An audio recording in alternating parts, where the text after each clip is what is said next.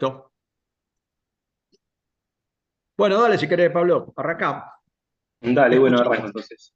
Leo un poco el caso y después Dale, transmito dale. con estas respuestas. Bueno, el caso dice, es una paciente femenina de 50 años de edad. La paciente llegó a la guardia por sus familiares, luego de presentar 5 días de dolor abdominal y vómitos inconversibles. Cuando llega la paciente está ligeramente hipotensa, pero tiene aceptable perfusión periférica. Se le hace un primer laboratorio, que es el que vemos acá, y posteriormente al laboratorio se le hace un aporte de solución fisiológica de cloruro de potasio. Evidencia de mejoría clínica con recuperación rápida de la tensión arterial y de ritmo diurético. Y en ese contexto se le saca un laboratorio 2. La primera pregunta habla de analizar ambos estados ácido-base. Bueno, en primer lugar, nosotros lo que podemos evidenciar en el laboratorio primero, ¿no? O sea, el caso es una paciente que presenta una clínica con alguna patología abdominal, dolor abdominal, vómitos inconversibles. Habría que pensar, bueno, tiene 50 años, pues, es raro un debut diabético, pero podría ser Recording in también. progress. Pero hay diversas causas que pueden explicarlo. Puede ser también alguna patología gastrointestinal, por ejemplo, intoxicación, etc. Múltiples causas que pueden llevar a los episodios de émesis y de dolor abdominal.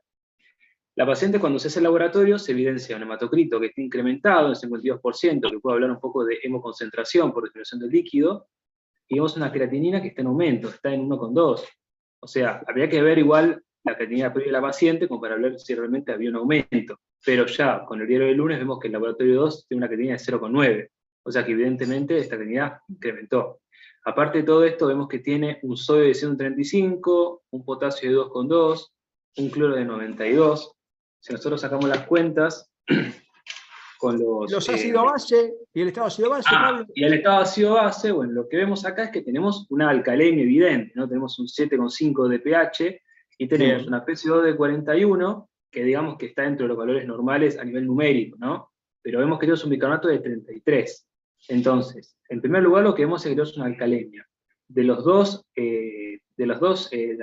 especies del sistema ácido-base, el dióxido y el bicarbonato, vemos que el que explica el trastorno primario es el bicarbonato, que está en 33. O sea que evidentemente tenemos una alcalosis metabólica. Pero aparte de todo esto, vemos que tenemos una PCO2 de 41,2.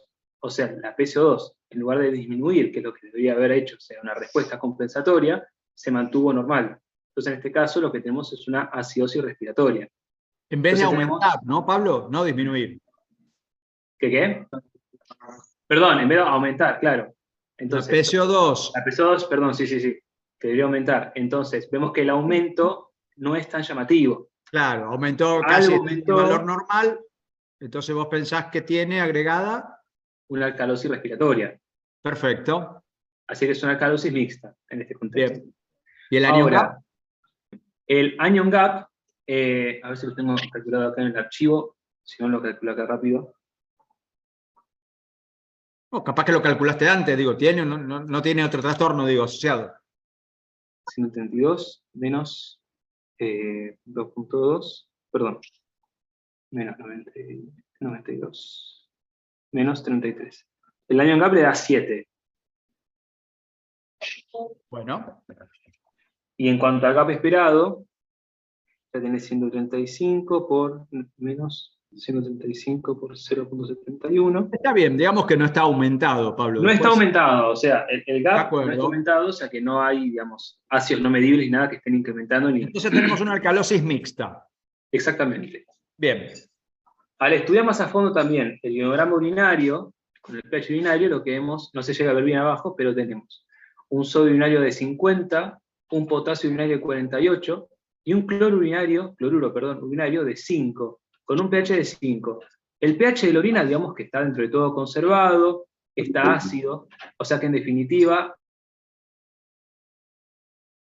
vemos es que se mantiene ácido, digamos. Podría estar un poquito más alcalino en el contexto del intento de Bueno, eliminar pero más eso cantidad de base. después viene con la pregunta 4. Claro, pero lo que vemos acá es que tenemos un cloro disminuido a nivel urinario, menos de 20 miliequivalentes litro. Entonces estamos viendo que el riñón no está eliminando cloro, al contrario, está reteniéndolo. Y esto se entiende porque en el contexto del caso, la interpretación clínica que uno hace es que la pérdida de cloro es extrarrenal, en este caso es gastrointestinal.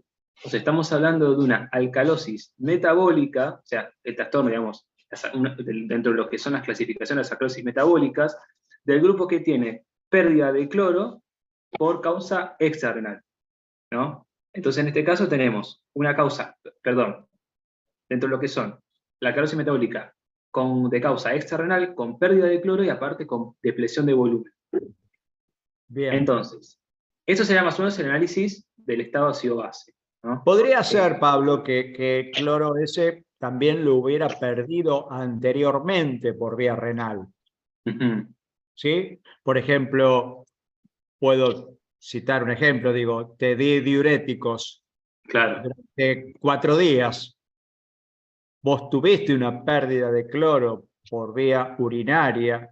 Sin embargo, si yo te saco una foto en el post diurético, probablemente vea un cloro urinario bajito como en esta paciente, ¿ok?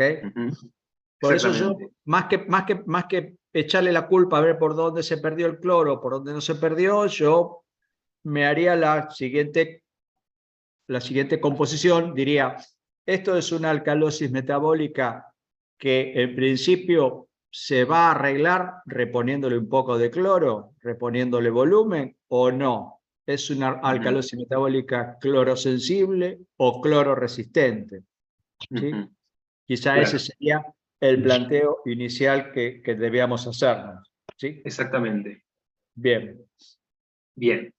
Bueno. A ver, vamos a parar un rato. A ver, así seguimos con alguna otra pregunta y participan los chicos también, ¿te parece? Daniela, desde allá, desde Río Negro, contanos. Pablo nos decía que la paciente tiene alcalosis metabólica y que esta alcalosis metabólica le parece que sería clorosensible. Hay una pregunta ahí que dice, la pregunta 2 dice, enumere factores de generación de la alcalosis metabólica. ¿Ustedes pensaron en algo? Sí, como factores generadores tenemos, por ejemplo, vómitos prolongados, que es lo que tenía la paciente por pérdida de cloro. Después, por ejemplo, hipovolemia, uso de diuréticos y también hiperpotasemia. Bien. Por ejemplo, las dos, como para clasificarlo, pueden estar, por ejemplo, sobrecarga alcalina, que, bueno, por ejemplo, uso de bicarbonato, infusión oral o intravenosa, hemodiálisis. Después, citratos. Pero, Dani, a ver, pregunto, sí. si yo te preguntase la pregunta que sigue, la 3, ¿cuáles serían los factores de mantenimiento de la alcalosis metabólica? ¿Vos qué me dirías? De lo que encontramos, principalmente están la hipocalemia, hiperaldosteronismo y también depresión de volumen.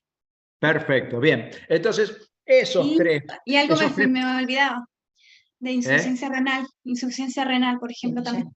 Que bueno, en ello no podría ser uno. Perfecto. Entonces, esos 3 factores que vos mencionaste, yo acuerdo contigo en que son factores de mantenimiento, entonces no los pondríamos en la pregunta número 2, ¿no? De factores de generación de la alcalosis metabólica. Sí, son muy importantes como factores de mantenimiento porque y es muy importante que los recordemos esto como factores de mantenimiento porque son las cosas que vamos a tener que nosotros ir a atender en estos pacientes si queremos corregirle la alcalosis. Si no entendemos que estos pacientes tienen contracción de volumen con estímulo para secreción de la aldosterona y no vamos y le damos un poco de cloro y lo expandimos, nunca corregiremos la alcalosis metabólica. ¿Ok? Si no entendemos que la hipopotasemia juega un rol importante en el mantenimiento de la alcalosis metabólica y no le agregamos cloruro de potasio al plancito, nunca corregiremos la alcalosis. ¿Ok? Sí. Bien, perfecto. Y Alejandro de Santa Isabel, ¿andás por allí? Sí, Doc, acá presente. Bien, y hay una pregunta ahí, la 4 dice, ¿qué entiende por aciduria paradojal? ¿Qué elaboraron ustedes? Bueno, lo que analizamos en esta cuestión de la aciduria paradojal es en contexto de la depresión de volumen extracelular, bueno, que puede ser inducida tanto como en los diuréticos como las pérdidas en este contexto, por ejemplo, la paciente del ácido clorhídrico por los vómitos, digamos, aumenta la secreción de la aldosterona, que esta va a llegar a estimular la reabsorción de sodio a nivel del túbulo distal, lo que va a provocar una mayor secreción de potasio e hidrogeniones también, lo que va a generar que la orina paradójicamente se ponga ácida. Bien. ¿Y por qué no? Porque teniendo 33 de bicarbonato en plasma, y conociendo yo que existe un umbral fisiológico para la PCO2 en el túbulo proximal, que es 24. Yo tengo 24 de bicarbonato y no pillo bicarbonato, pero si yo empiezo a tomar bicarbonato y mi bicarbonato se va a 28, empiezo a tener bicarbonaturia. Y entonces yo espero que mi pH sea más alcalino. ¿Por qué no pasa esto en esta señora? Perdón, ¿puedo decir algo? Sí. No. Claro, que en este caso disminuye la bicarbonaturia, porque hay toda como una serie de feedbacks desde que hay vómitos y disminuye el LEC hasta que se estimula el aumento y la resorción del bicarbonato y del sodio, y ahí salta el sistema renina, angiotensina, aldosterona, entonces aumenta la excreción de los hidrogeniones y el potasio. Entonces ahí este sistema estimulado aumenta la aldosterona, aumenta la reabsorción del sodio, el bicarbonato y los hidrogeniones, y ahí disminuye la bicarbonaturia. Entonces queda como que tenés, por un lado, la alcalosis metabólica, pero con el pH urinario que cae. Bien, yo lo que pasa es que quería que lo diga Alejandro. Bueno, yo pregunté. Bien, muy bien. Claro, pero tal cual como dice Euge, la depresión de volumen, junto con la hipocloridemia, más que nada la depresión de volumen, lo que lleva justamente es a la activación de todo el conjunto de factores que incluso son los que van a perpetuar la alcalosis metabólica. O sea, Claro. la activación de la sistema de aldosterona aumenta la absorción de sodio, aumenta la emisión de protones, aumenta la absorción de bicarbonato, aumenta la hipocalemia, porque aumenta la secreción de potasio. Entonces, Perfecto. participa en lo que es el mecanismo de la perpetuación.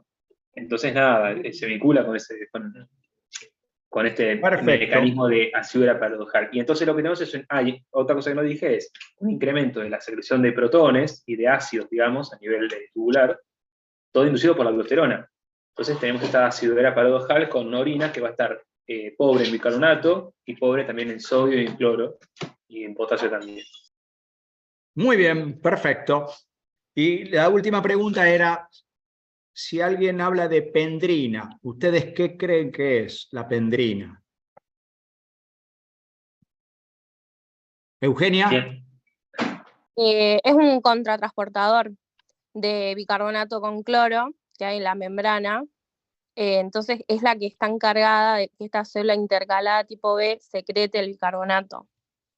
Entonces en este tipo de alteración metabólica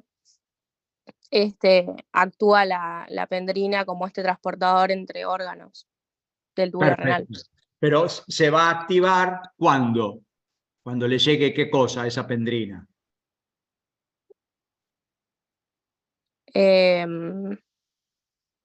No es el Que estímulo del... Que no le está llegando por el laboratorio que el primer laboratorio que tiene la señora.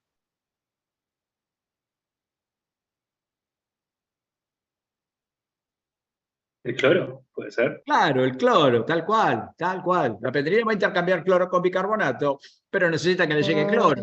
Una vez que le llegue cloro, plin, compro cloro, plin, pillo bicarbonato. Entonces vos le pondrías ponerle el cloro, la solución fisiológica, y ahí le llegaría. Tal cual, si le pongo solución fisiológica, le llegaría. Si le pongo cloruro de potasio más solución fisiológica y corrijo la hipopotasemia, un golazo también. ¿Tá? Okay. Entonces, por eso estas alcalosis metabólicas, como dijimos al principio con Pablo, las llamamos clorosensibles. ¿Están de acuerdo? Sí, sí, porque el cloro es menos de 20 en urinario. Perfecto, bien. Aparte de la paciente responde a la TA, o sea, tenemos claramente un cuadro que requería la expansión de volumen, pero vemos en el próximo laboratorio que mejora todo, digamos. Fíjate que el cloro urinario pasa de 5 a 50, Bien. se multiplica alguien por se- 10 ese cloro. Bien, perfecto, claro. ¿A alguien se le ocurre por qué yo llamaría a las alcalosis metabólicas clorosensibles? Y me están diciendo, mirá el cloro bajo que tiene contracción del LEC. ¿Por qué no la llamo sodio sensible a la alcalosis metabólica? Como hago con... Ustedes agarran una insuficiencia renal aguda y dicen, vamos a calcular la excreción fraccional de sodio, a ver si es prerrenal o parenquimatosa. Agarran una hiponatremia y para ver el tamaño del líquido celular, le calculan la excreción fraccional de sodio para ver si está contraído o está normovolémico. ¿Por qué a la señora se fijan en el cloro urinario y no se fijan en el sodio urinario? ¿Por qué no se llama alcalosis metabólica sodio sensible o sodio resistente? Es que, bueno, de acá de la Santa Isabel, doctor Leiden, Dale. es que efectivamente, si miramos inicialmente lo que es el cloro urinario, en cierta manera cuando la persona está depresionada de volumen,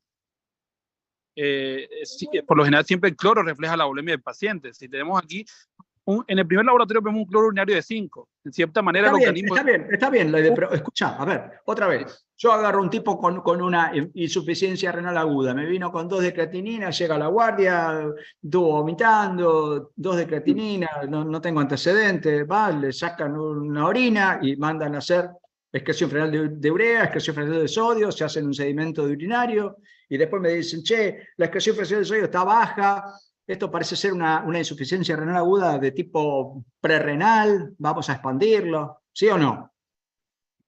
Sí. ¿No hacen eso todos los días? Bueno, teniendo en cuenta el contexto del paciente, un paciente que esté depresionado... Bueno, pero por eso mi pregunta era, ¿por qué a ese otro señor que vino un poquito depresionado de volumen con 2 de creatinina, le medimos la excreción fraccional de sodio, y a esta señora nos fijamos en el cloro en la orina y no el sodio? Creo que hay una cuestión... ¿Cómo? Inicialmente el cloro en cierta manera aquí refleja la volemia de esta paciente, está depresionada de volumen. Sí, eso, yo estoy de acuerdo contigo. ¿Y por qué no el sodio? Yo creo que la cuestión va por, no sé, lo digo digamos de paso a lo que había leído yo.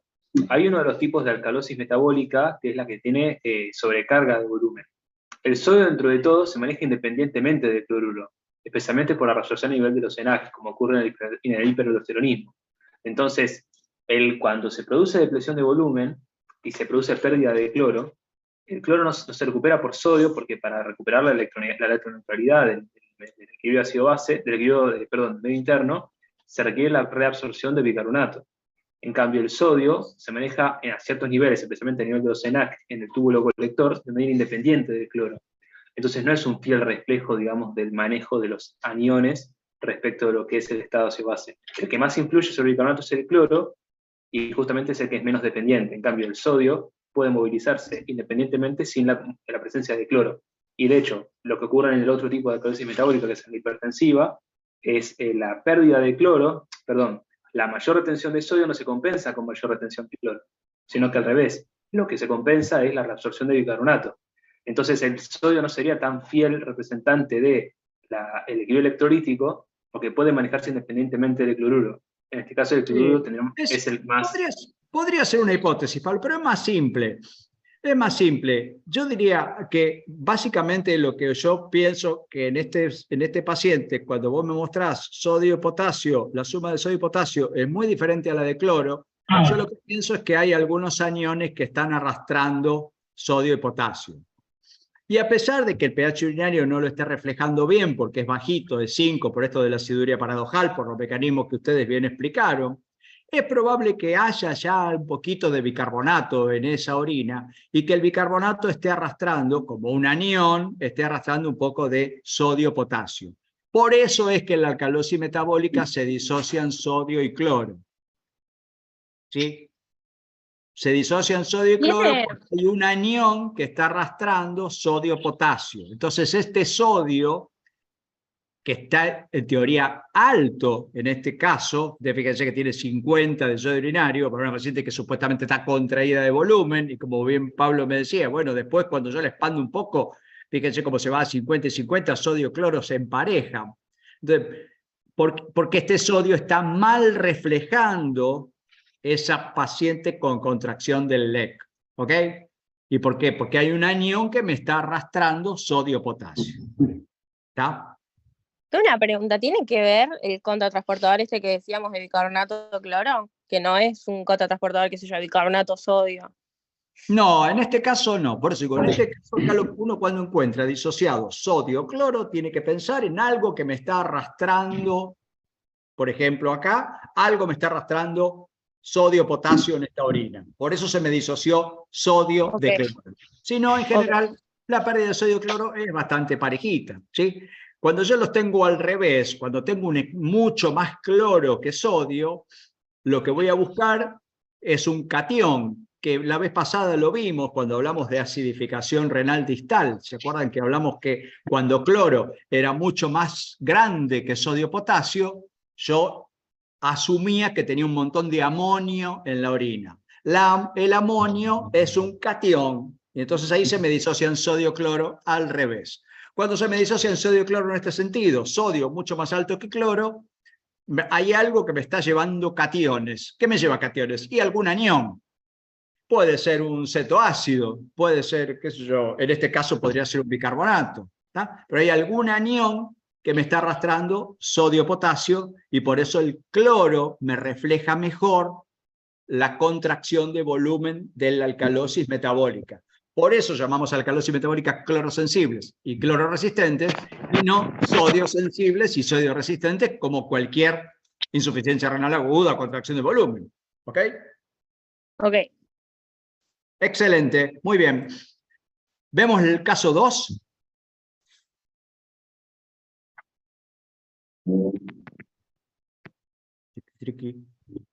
Muy bien. ¿Quién quiere arrancar? ¿Leiden? Sí, si quiere, ¿qué tal, Doc? El residente Luis Aguilarte de Río Negro. Dale. ¿Y Doc? ¿Estamos? ¿Comienza él o comienza? Sí, bueno, nada, el segundo caso era... Masculino, ahí lo hablar tienen en de- la pantalla. Masculino, 51 años, listo. presión Masculino, arterial, medicado con los sartán cada 12, inadecuados controles de TA, cefalea, náuseas, vómitos, 48 horas de evolución, 180 a 110 al ingreso.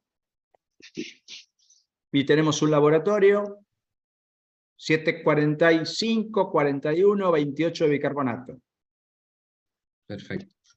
Bueno, nada, analizando la primera pregunta, donde dicen que se estudia el estado ácido-base, vemos que tiene un pH de 7,45, una CO2 de 41,2 y un bicarbonato de 28. Sacando o deduciendo que este obviamente es uno, puede ser arterial, nos da que está por encima el pH, está a 7,45, debería estar más o menos 7,42, o sea, hablamos ya de una alcalemia. Nos vamos con las otras dos consignas, con la CO2 y bicarbonato, vemos que el bicarbonato está elevado, 28, para un delta bicarbonato de 4, sacamos el delta CO2 que da 2,8, para un CO2 esperado de 42,8, o sea que está compensado, impresiona compensado. Entonces lo Está más o catalogaríamos menos como ahí, una perfecto. acidosis, una alcalosis. Sí, sí, sí. Se cataloga como una alcalosis metabólica compensada. Bien, ¿y qué te dicen los electrolitos en orina a diferencia de la otra señora que vimos antes? Sí, lo que vemos es nada, que persiste, por lo menos vemos que más que todo el cloro está elevado. Bien. Bueno, sí, el cloro está elevado, tiene un sodio elevado también, y para clasificar a la alcalosis metabólica con cloro urinario elevado, en este caso La pregunta número 3 dice, ¿lo expandimos a este muchacho? No, en este caso Bien. no. Perfecto. Entonces acá podemos decir, che, esto me parece que es una alcalosis metabólica clororesistente. Cloro resistente, exacto. Sí, No sí. se va a arreglar con un poco de solfisiol y con un No, poco no. de potasio. Alguna No. otra cosa, alguna otra vueltita de rosca le vamos a tener que pegar. Quedó, Sí, básicamente sí. lo que pasa ahí es que, bueno, no se expande en este caso, porque según el cloro urinario que estamos viendo, este paciente está normovolémico. O sea, Bien, la solución sanguínea está contraindicada por la avidez del sodio en el tubo proximal. Entonces, en este caso, no tendríamos que expandirlo. bien. Perfecto. Entonces podemos llamarla alcalosis metabólica clororesistente. También una Sí, cuestión pero importante. tenés que reponer el potasio de alguna manera, o sea, no es que vas a expandir grandes Ok. volúmenes a grandes velocidades, Sí, pero con el potasio hay que hacer sí. algo. Potasio le puedo dar un poquito de cagón vía oral también, qué sé yo. Sin Hay una expandir, cuestión, quiero decir, ¿ok? Sí, también. hay una Dale. cuestión en este caso, que es que tenemos, o sea, aparte de todo el laboratorio, la clínica nos muestra que tenemos una TA de larga data que está mal controlada, y aparte de esto tenemos una hipopotasemia sumado a una, digamos, potasiuria bastante incrementada. Entonces podemos hablar también de una pérdida de potasio. En este caso, sería muy digamos, apresurado pensar en un hiperaldosteronismo, pero sería interesante empezar a encasillar esta alcalosis metabólica dentro del grupo de que son las de causa renal con expansión de volumen. O sea, acá lo que estamos teniendo es incluso una retención de volumen. Yo me atrevería a decir que el paciente, no digo si está sobrecargado, pero que está incrementando la cantidad de volumen que tiene en el organismo. Bien. Una de esas cosas podría ser. Pablo, no sabemos si está sobrecargado, pero seguro vos me podés decir no está contraído. ¿Ok? Exactamente. Bien. Y no es descabellado pensar en un hiperaldosteronismo primario, por ejemplo, en un paciente que aparece con hipertensión irregularmente controlada y con hipopotasemia. Es más, es lo primero que uno tiene que venirse de la cabeza, ¿sí? Hipertensión asociada a hipopotasemia, hipertensión asociada a hipopotasemia con dosis mínima de diuréticos, yo te pongo un poquito de hidroclorotiazida para el tratamiento de la hipertensión, y vos me venís con 2,9 de potasio, yo tengo que pensar en una causa secundaria de hipertensión arterial asociada a exceso de aldosterona, por ejemplo. Después veremos si tiene exceso de renina y es un hiperaldo secundario porque tiene una hipertensión renovascular o un tumor secretor de renina, o si tiene un hiperaldosteronismo primario en caso de que encontremos renina baja y aldosterona alta, etcétera, etcétera, pero no está mal sospecharlo, pensarlo inicialmente cualquier señor o señora que aparezca con hipertensión e hipocalemia. Perfecto.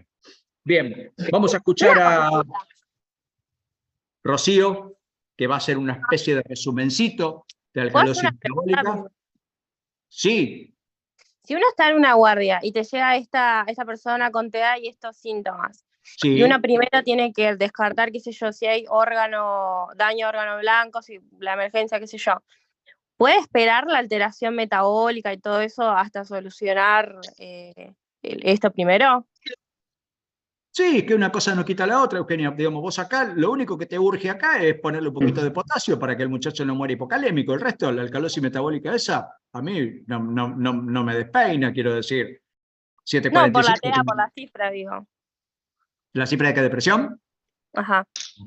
Sí, pero podés tratarla como vos quieras, digo, lo único que vas a hacer es reponerle potasio desde el punto de vista metabólico. La hipertensión, tratala como vos quieras. El señor ya viene con el losartán.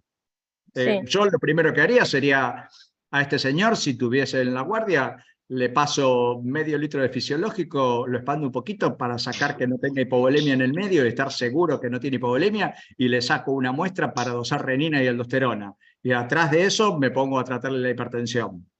¿Puedo usar cualquier fármaco en este caso? No importa Sí, la tal cual. hipocalemia. Sí, Ok. una vez que vos mediste renina y aldosterona, usa lo que quieras.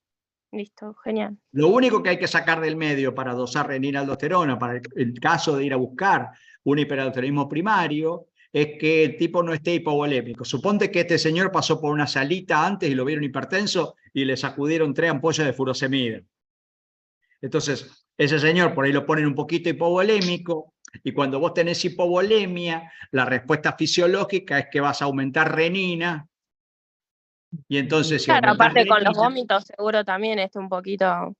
bueno, por eso digo, suponte que tuvieras vómito. Entonces digo, si aumenta la renina secundario a la hipovolemia, te confunde en el diagnóstico de hiperaldosteronismo primario, donde en el hiperaldosteronismo primario vos tenés renina suprimida y aldosterona bien alta. ¿Ok?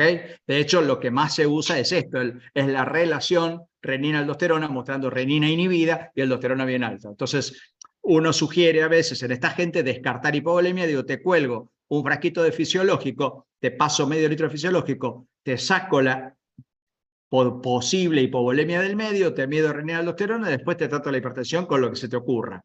Y después espero los dosajes de drogas y listo. Los dosajes de hormonales, Bárbaro. digo. Bárbaro. Robertico desde Colombia pregunta cómo se interpreta la renina aldosterona si ya viene con ARA2. Exactamente igual. Si está suprimida la renina y está alta la aldosterona, bingo, otra cosa mariposa. De hecho, hay un trabajo chino que les dan los sartán antes de los dosajes de renina y aldosterona. Rocío, ¿andas por allí? Sí, Doc. Hola, Dale. buenas noches. Mi nombre es Rocío Kerr, soy residente en nefrología de tercer año y la idea es, como decía el doctor Caputo, hablar un resumencito de la alcalosis metabólica. En primer lugar, definirlo como un proceso mediante el cual se produce un incremento en la concentración plasmática del bicarbonato que resulta en un aumento del pH sanguíneo. Se considera uno de los trastornos de estado ácido base más frecuentes en los pacientes hospitalizados. Y un poco como veníamos hablando, cuando hablamos de la alcalosis metabólica tenemos que tener en cuenta los mecanismos de generación, los mecanismos de mantenimiento, la respuesta respiratoria y la respuesta renal ante este trastorno del estado ácido base. En primer lugar, como mecanismos generadores, los vamos a diferenciar entre la pérdida de ácido y la ganancia de bicarbonato. Como pérdida de ácidos podemos hablar de las pérdidas gastrointestinales, como uno de los casos clínicos que habíamos hablado, donde hablamos de la sonda nasogástrica y los vómitos, la diarrea perdedora de cloro, y dentro de las pérdidas renales, el uso de diuréticos, exceso de mineralocorticoides y los procesos post-hipercámnicos. Como procesos donde se gana bicarbonato, tenemos la administración de bicarbonato, que generalmente suele presentarse cuando corregimos la acidosis, administramos bicarbonato y en algunos casos, si no tenemos cuidado, lo llevamos a la alcalosis.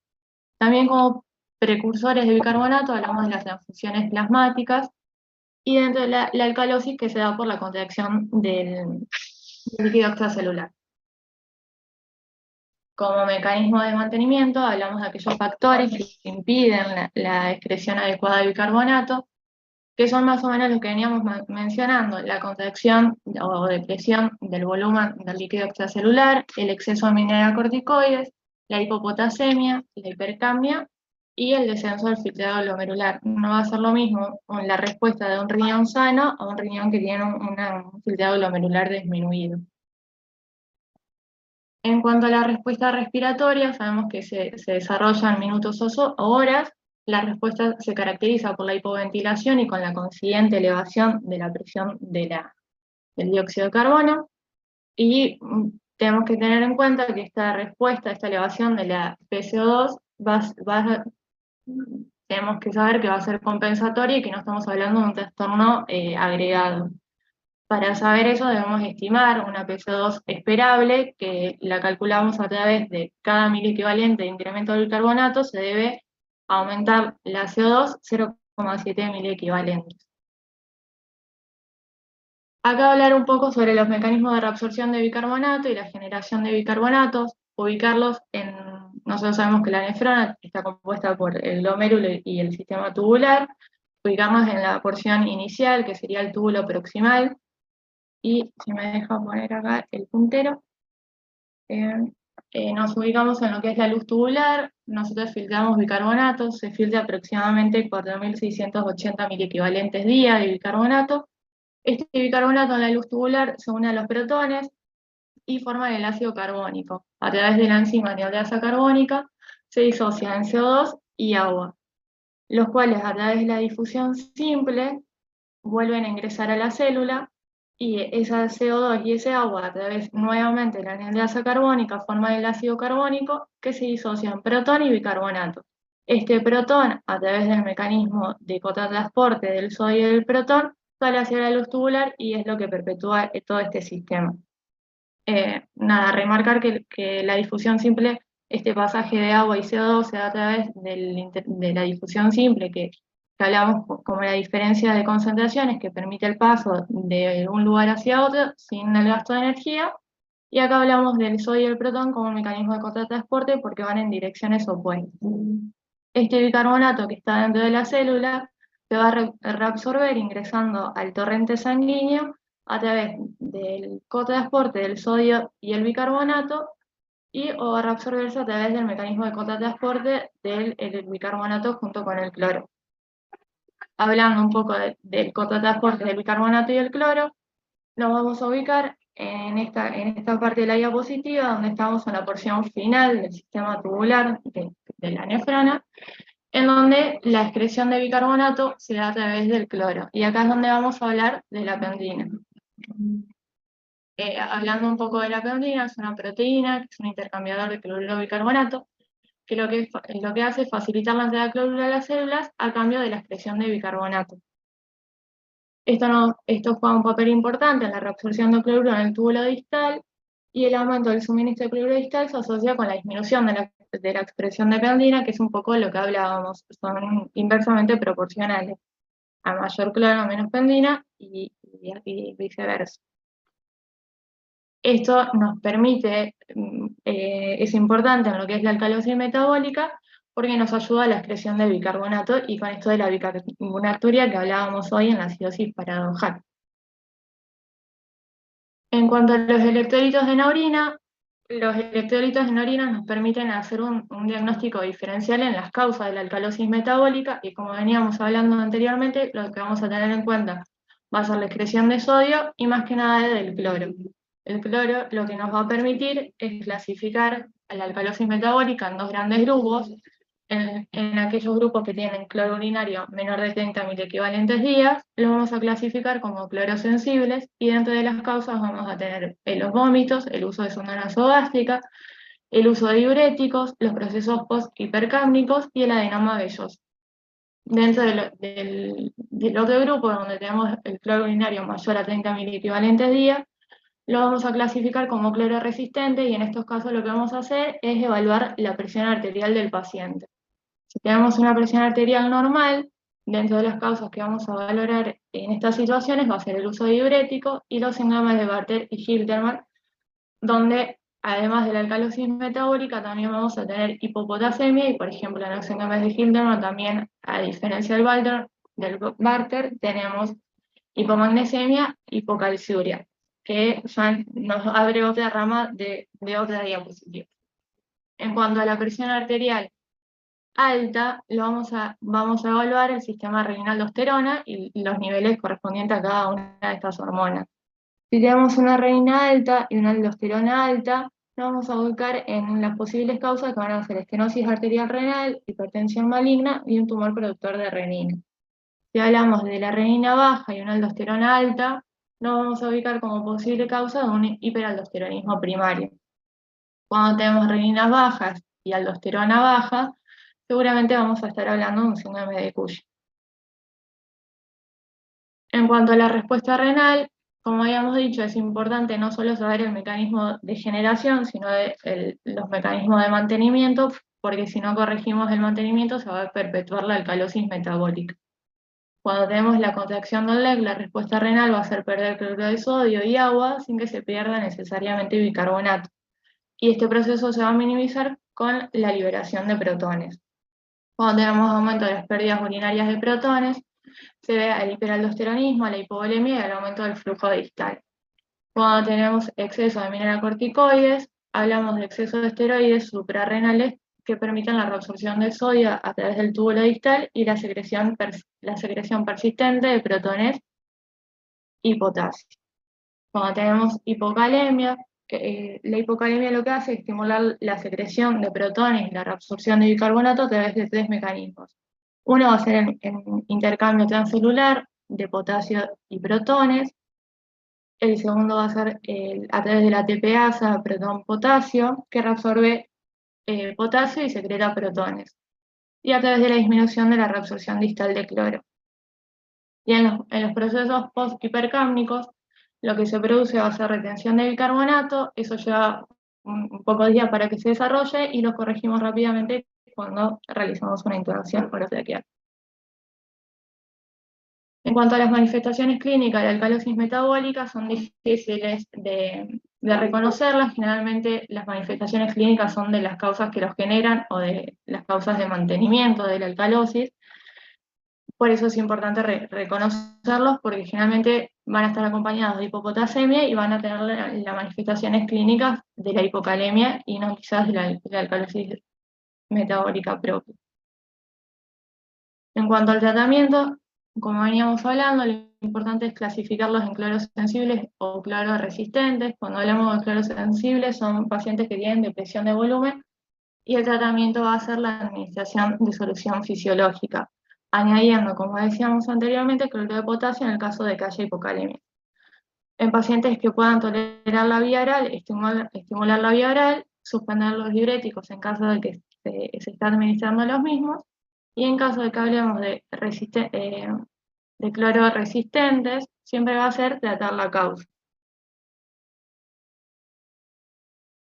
Acá quería remarcar un algoritmo de la alcalosis metabólica para tener un resumencito de lo que es la charla y para también tenerlo como más accesible. Es un poco un resumen de todo lo que veníamos hablando. Nada más. Excelente, Rocío. Muchas gracias. Excelente la presentación. Solo mencionar una sola cosa.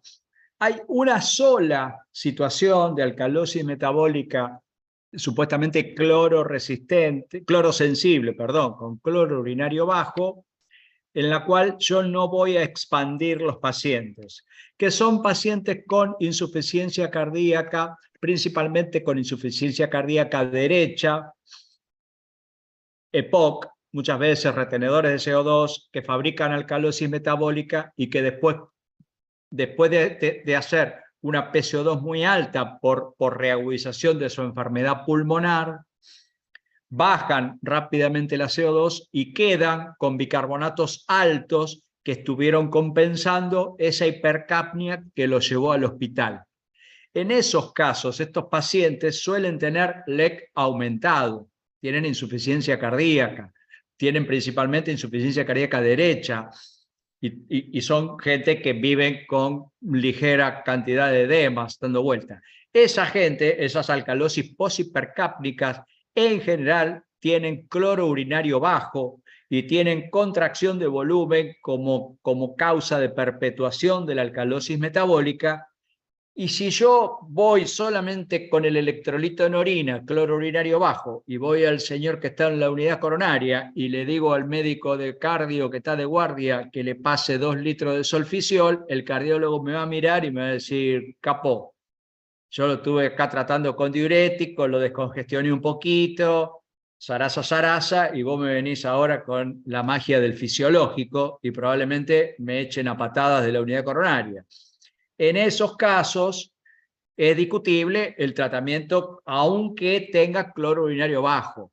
Y ahí en ese caso, después lo veremos en algún otro ejercicio más adelante, juega algún rol la administración de acetazolamida, ¿sí? Que es un diurético que inhibe la reabsorción proximal de bicarbonatos, generando bicarbonaturia justamente por esto, por interferir con el umbral del bicarbonato en el proximal. Sería la única excepción en la cual yo no trataría con solfisiol una alcalosis metabólica con cloro urinario bajito, ¿sí? Las alcalosis poshipercápnicas. El resto está perfecto. ¿Tienen dudas o consultas para hacer? ¿O comentarios para acotar o para agregar? Tengo una sola duda, pero es Dime. una cuestión más fina, digamos, no es importante. Pero cuando me había puesto a repasar el tema de ácido base, estaba viendo que las células intercaladas beta producían la liberación de bicarbonato, digamos, o sea, hacían la función opuesta de las alfa, en ese sentido. Y una de las formas que tenían de liberar bicarbonato a través de la pendrina era justamente sintetizando el bicarbonato, utilizando la anhidrasa carbónica intracelular, empleando empleando dióxido de carbono y agua. Ahora, mi pregunta era, en el proceso de síntesis del bicarbonato se liberan protones. Entonces, si nosotros tenemos las células beta, o sea, tenemos las células alfa que, digamos, te secretan el protón. Pero si tenemos la célula beta que te lo produce, que te libera el bicarbonato, ¿cómo es que, me quedó la duda de cómo es que aporta el balance neto, cómo ayuda a nivelar la síntesis de protones producto de la síntesis del bicarbonato? No sé si se me entiende la pregunta. No. ¿Cómo aporta porque me sentía como que era neutro, digamos, si unas células están liberando el protón, o sea, los protones, mientras que las beta te liberan el bicarbonato produciéndote más ácido, ¿cómo es que entonces tenemos una excreción neta de ácido? O sea, se vincula con lo que es la cantidad de células beta que hay, o sea, que es menor proporción que las células intercaladas alfa, o es por otro mecanismo. Supongo que es por otro mecanismo, no por el número, Pablo, pero no lo sé, la verdad. ¿Vos, Coco, sabés? ¿Estás silenciado?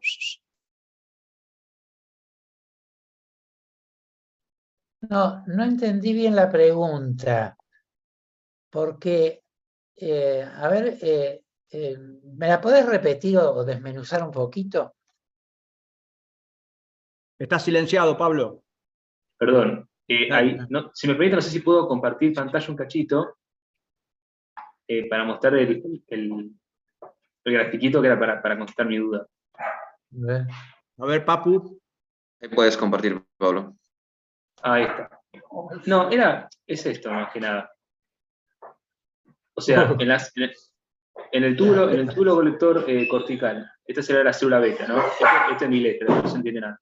Pero acá, en el contratransportador bicarbonato-cloro, nosotros el bicarbonato que libera la célula intercalada beta, lo que yo había leído es que se sintetizaba a partir del dióxido de carbono y agua por medio de la anhidrasa carbónica intracelular. Ahora, en el proceso siempre se libera un protón.